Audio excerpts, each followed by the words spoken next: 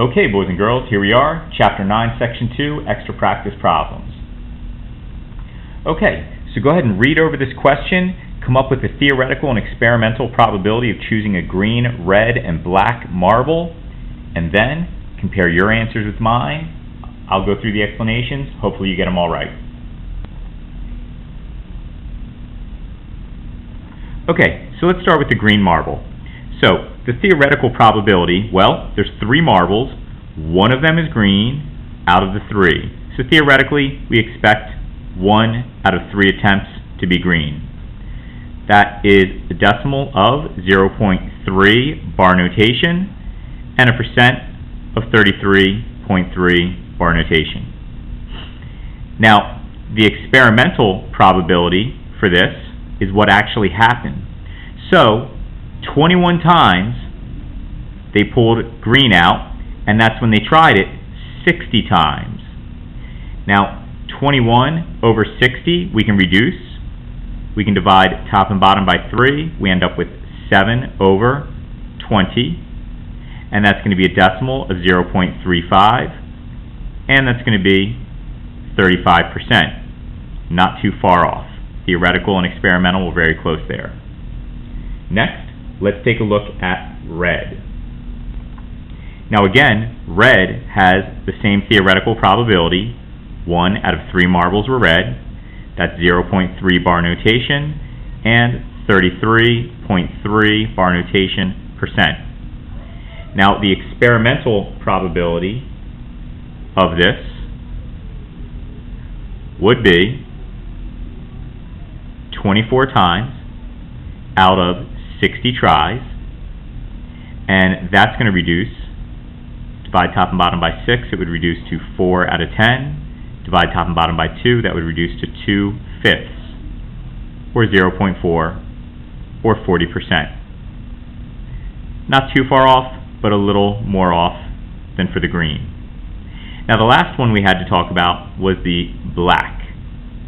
Now this one, hopefully you didn't get tricked by it. It was not a misprint. I did mean to put black there, and I put it there on purpose.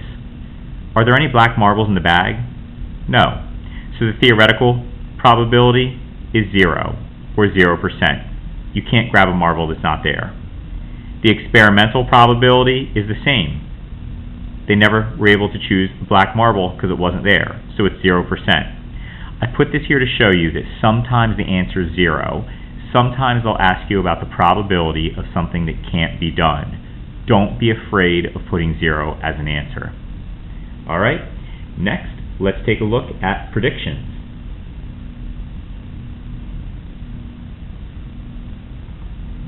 Alrighty, pause the video, read over that problem, and try to figure out how many comedy DVDs should this store sell this year based on last year's information.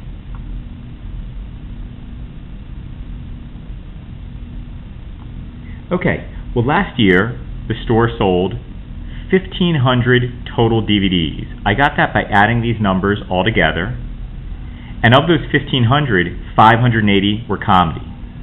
Well, if they sold that many comedy DVDs out of 1,500 total last year, we want to know how many out of 5,000 expected sales this year are going to be comedy.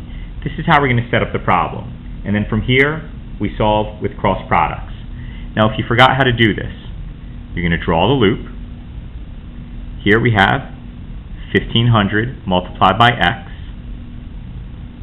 equals, draw the other loop. Here we have 580 multiplied by 5,000. And now we just solve this just like the problems from Chapter 6.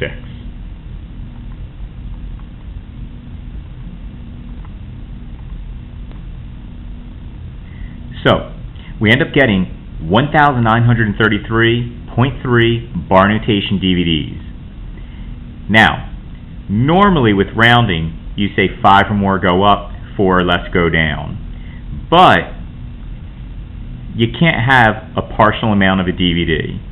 So this store should probably stock on the shelves 1,934 DVDs. They may or may not sell that last one, but that's how we would do that problem. Anytime you have physical goods that can't be split up, especially when you're dealing with people, go up.